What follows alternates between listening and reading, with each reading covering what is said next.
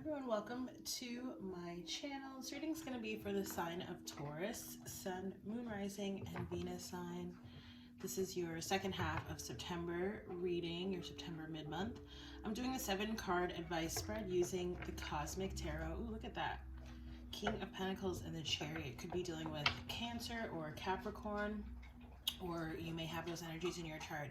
I'm also feeling like some of you could be traveling, relocating, or maybe this is some change coming up around work, which I feel like we've been picking up for y'all for a little while now. It's my dog drinking water in the background very aggressively. And I also have some light meditation music playing, so hopefully you can hear me okay. Tauruses, let's see what your messages are. As always, if you like this video, like, share, comment, and subscribe. If you'd like to donate to support this work, there are several options down below. And of course, you can always book a personal reading. This is one style of spread that I offer. Seeing a lot of fire energy for you too, specifically Sagittarius, but could be any fire sign. Ooh, there you are, Emperor. Okay. And as we go into Libra season, which is starting on Tuesday, like the collective energies are coming into a place of balance, right? So for this month, it's been a lot about Virgo season, the Hermit energy really being super introspective. Now it's like things are starting to balance out, right? Taking the insights that you have developed, that you've discovered. 2 of Cups, I love that. Maybe you'll have another period of introspection coming up, just as I was talking about the Hermit. Okay, you have the Tower reversed. So it feels like whatever changes may be trying to come in for you, Taurus, because you have decision making here as well. I feel like there might be a little bit of resistance, okay? And again, it could be around work, and it actually could be around love as well. So you have the 8 of Pentacles and the Ace of Cups, which is really good energy around you. So yeah, you've been in this period of shedding, purging, releasing. I feel like for a lot of y'all, this has been like a long time in the making. So the past several months, for some of you, perhaps even past several years, okay? I feel like there's this energy too of really picking and choosing your battles, right? Like sort of deciding, you know, who and what is sort of worth your energy, your attention, you know, what's also important to you, what you are, you know, willing to stand up for, willing to fight for. So that's coming up in your past energies. And in your present, you have the 2 of Cups, water energy, Pisces specifically, but it could be any water energy. And you do have like Scorpio coming out here at the Tower, and then you have the 6 of Cups in your outcome. So really could be any water energy, but this is definitely talking about some type of connection, okay? Either with, it's always like a, you know, a pretty significant soulmate connection here, usually with the 2 of Cups. So definitely could be romantic, but it could be talking about any other relationship in your life as well. For some of you, I also feel like this is like coming into further alignment with your higher self and your life purpose and your calling, which we will be looking at a life purpose oracle later on, in addition to a numerology. Like I mentioned, you have the Hermit card, which, because there's this emphasis on the number 9 here. The number's 4, the number 9. Is what I'm seeing here, but which I'm not usually drawn to on this card, but I am for some reason right now. So, you know, I think again, like whatever sort of, you know, especially spiritual, because I'm feeling this like spiritual awakening, ascension, elevation for you, Taurus. Whatever you've sort of discovered about yourself in this past time of surrender, right? Whatever sort of gotten you to the point where you're at now, there's a message here about sort of like habitualizing it or like ritualizing it, like making sure that it's a regular part of your life. You know, I can really resonate with this because I'm a Taurus moon, and these have been things that I've been thinking about, like, you know, because everyone has an up-down relationship with a lot of the things that we know are good for us. Well, I won't speak for everyone, but a lot of people do, right? With meditation, with exercise, with, you know, journaling. Like, it's like we can sometimes, like, we're on the bandwagon and then we're off of it, you know? But this is about, you know, maybe being a little bit more sort of disciplined and structured, but it's for your betterment and for your highest good. But I do feel like you may be experiencing some of that maybe over the course of the next month throughout Libra season, right? Which is like because again, we're leaving Virgo season now and going into Libra season, but you may sort of still feel the residue of that Virgo energy, putting some structures in place. Okay, you have the Tower coming up here reversed as your advice. So a couple of things, because I do feel like, you know, the Tower can be, as we know, sudden or unexpected change. This could be, you know, changes that are happening to you, or as I like to say, happening for you, right? And in that case, it's just saying like, embrace those things, right? Because it seems like, again, it's for your highest self and good, whatever sort of may be happening. For others of you, it's like there's possibly a decision that you're needing to make, and it seems like, which has been sort of an overriding theme in some of the readings for the second half of the month, just like some resistance or like hesitancy. Maybe there's like some, you know, uncertainty, unsureness, like, you know, not really knowing how things are going to go, maybe even not knowing what to do, in which case, you know, again, get that sort of introspective guidance. Go within and figure out where your intuition is trying to lead and call you, okay? For some of you, this could be talking about, you know, again, sort of releasing anything that's sort of old and outdated from your past people, past relationships, disappointments, perhaps around work or personal projects, okay? Yeah, it's like certain things may be coming back up for you, okay, from the past. And if so, it's like it feels like it's coming back up to be released, all right? That's your advice. Okay, and again, like whether it's other people around you sort of making decisions that are causing changes, or you who's needing to sort of make a change, make a decision here. I feel like for a lot of you, it's you, okay? And it might be related a little bit to, I've been talking about, I'm not an astrologer, but astrology has been coming into my readings more. Mars retrograde in Aries, like I just feel like there are, you know, decisions or changes that again are being made around you or that you're needing to implement, but it's like maybe there's a little bit of a slowdown over the next couple of months while we're in that retrograde energy, which will take us through to Scorpio season. Is that right? Yeah. Okay. In your environment, you have the Two of Wands. So again, it's like either you, okay, Taurus, are needing to make some type of decision, or someone in your environment is. It feels very like, for some of you, it does feel very tangible, okay? Like it's a decision about a relationship, a decision about work, you know, again, possibly moving, relocating, traveling, etc. For others of you, it feels more of like an energy, okay? Choosing whether you're going to sort of like repeat the past or move forward. And for those of you for whom that's resonating, there was, which reading was it?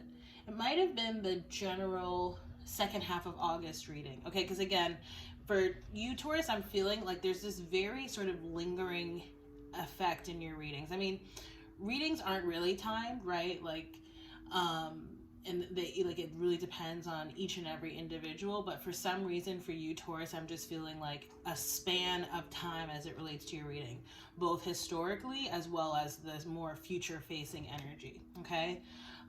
Or again, there's like someone around you who's needing to make that sort of choice or decision as well. All right, and your hopes and fears is the Princess of Wands. So again, it's like, you know, I'm just getting the sense of like, maybe not being 100% certain, okay, whether again this is you needing to make a choice or decision and take some action, or someone else around you. It's like either not knowing whether it's the right decision or what the right decision is, or, you know, not knowing like, is this person gonna choose to do X, Y, or Z, right? It's a very sort of, you know, it's interesting because I'm feeling this energy of like being reserved, sort of holding back. And I'm also feeling like it's almost like there is communication going on, but again, it feels very internal. It's like, even if this does involve another person, it's like there actually aren't that many words being spoken. It's almost like you can almost like communicate like through, you know, like through your eye contact, or like kind of like telepathically. It's very interesting. Okay, and then you have the Six of Cups. So it actually, just as I was saying that, I was like, if you do have like a telepathic connection, it's likely it's a past life, connection, which the Six of Cups can definitely be speaking to. I do feel like, this is your outcome card. So I do feel like it's a good outcome, like that it's a victorious outcome, though I'm not really sure, again, which exact energy or which exact direction, right, you or someone else might choose. But I do feel like there's this energy here of like sort of remembering and maintaining the love and the connection, or in whatever it is that you may be doing, okay? Even if this is like, even if you're moving on from something, it's like remembering that whomever or whatever, or wherever you're moving on from, that at some point, like that it served, utility and purpose in your life, and sort of really being grateful for that experience or that person in that time in your life, whatever that may be. I just get this like overwhelming sense of like love, both in terms of like the direction you're going, okay, but also it's like from whence you came. I feel like this is like not exactly the most straightforward reading, because it just feels like there's like a lot of underlying, again, it's like things sort of really unspoken, kind of like things that are understood in a connection or in a dynamic or in a situation. And maybe that's what could be sort of, causing a little bit of confusion or uncertainty as well. But I feel like in that regard, the message is like really just, get that introspection and also really trust where your intuition is calling you and guiding you. Just as I was saying that too, I saw the number 3, creativity, in the numerology deck. And I do feel like there's a message here too with the Six of Cups of, if not necessarily like exclusively tapping into your creativity, right, which always reminds me of like the period of childhood, it's like there's something to that, again, things may be coming back up for you, but there's something in particular, some things in particular, it feels like, from your past that are being revived as a part of your future. Okay, so again, I'm not really sure how to like explain that any better, but I feel like for people for whom this is resonating, like it makes total sense. Okay, and I just saw relationship change as well as forgiveness, okay?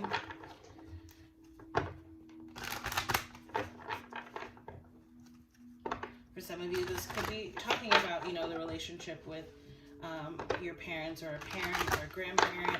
I just saw new beginnings as well. Okay. Oh, that was fast. Love. Told you. Six of Cups, right? So again, just remembering and intuition coming up there at the bottom of the deck, number 22. It's almost like you're being, which is what the card talks about, right? And we'll read for it.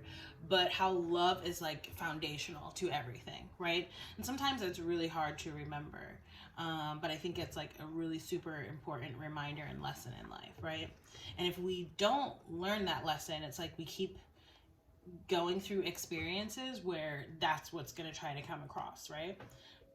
So it says this card indicates a need to see the world through the eyes of love and to remember at all times that only love is real. When you look beyond the illusion to see the beauty in the world, you align yourself with Source in the intentions of your soul. Because you attract what you are when you see through the eyes of love, that is what will surround you in all areas of your life. It says this card also indicates a need to go within to recognize and address any limiting thoughts and beliefs that are holding you back from experiencing love. This is a time when you must ask yourself, am I truly open to giving and receiving love? Do I truly believe I am worthy of love? And do I really believe that love exists for me? Because love only comes when you believe that it exists, when you're open to giving and receiving it, and when you know that you are worthy. Just in order to improve your current situation, you are being oh no, sorry, I don't like reading that last paragraph because it's kind of repetitive across all the cards. It's like I've done that twice now in these readings, and I feel like I'm just like, it's like I'm zoning out in these messages, kind of. Anyway, the affirmation says, I see through the eyes of love and attract more love into my life. I love that. I love it. Who doesn't love love? Anyone who doesn't love love probably has some, particularly damaging experiences. Okay. So we're doing a life purpose oracle now. I just saw options, right, as well as travel. So again, some of you may be traveling or relocating. And at options, I feel like it's options related to work, okay? I'm seeing here that some of you may connect with working with crystals. All right. Whoa! Hold on. I gotta get this. Okay. So you got, what did you get? Okay, so you got speaker. Your life purpose involves your skills of oration and practice. Polish your skills by practicing regularly. That could literally be talking about the same two things, right? Like public speaking. And for others of you, I feel like, you know, maybe this is actually talking about like, you know, teaching. That's been coming up for a lot of people. For some of you, perhaps you're like musicians or you sing, right? Because I'm just seeing like the figure there playing an instrument as well. But it could be anything else too. Like maybe some of you, you know, are, maybe some of you have a YouTube channel or you have a podcast or anything where you sort of might, you know, speak to others. It doesn't even have to be necessarily publicly, right? A counselor could fall under that category as well. Okay, so I'm going to shut it down there, Taurus. If the reading resonated, please do like, share, comment, and subscribe. If you'd like to book a personal reading with me, you can do so through my website. And again, thank you to everyone who donates, everyone who subscribes. I super appreciate it, and I look forward to seeing y'all in the next reading. Take care. Bye.